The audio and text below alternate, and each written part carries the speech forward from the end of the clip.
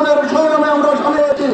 জাতীয় বন্ধন বাংলাদেশের গণতন্ত্রের পথে আর যত বাধাই থাকুক না কেন, শহীদ রাষ্ট্রপতি জিয়াউর রহমানের 7ই নভেম্বরের চেতনা নিয়ে আগামীর বাংলাদেশ গড়ার দেশনায়ক তারেক রহমানের ঘোষিত 31 দফার আলোকে একটি গণতন্ত্র বাংলাদেশ গড়ার জন্য সামনের সমস্ত বাধাকে উপেক্ষা করে আমরা অতিক্রম করে ফেব্রুয়ারির নির্বাচনকে সফল করব।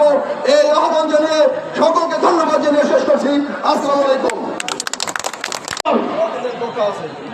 এদেশের মানুষের থেকে চেতনা ছিল, সেই চেতনাকে ধারণ করে সেই দিনে আমরা ঐক্যবদ্ধভাবে এদেশের মানুষ লড়াই করেছে। কি জন্য? গণতন্ত্রের জন্য, মানুষের ভোট আর ভাতের অধিকার আদায় করার জন্য।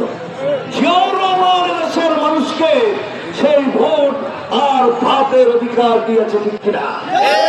আজকে নির্বাচন নিয়ে যে তাল বাহানা চলছে, আমাদের দেশের 1971 সালের পরাজিত শক্তি যারা স্বাধীনতা চায় না, তারা কিন্তু নির্বাচন চায় না। ফেব্রুয়ারিতে নির্বাচন হবে, প্রস্তুত থাকুন, ইনশাআল্লাহ গণভোট হবে, এর বাইরে আর কিছু হবে না। প্রস্তুত আছে? তারেক রহমানের ডাক আসছে, হয় ভোট কেন্দ্রে না হয় রাজপথে।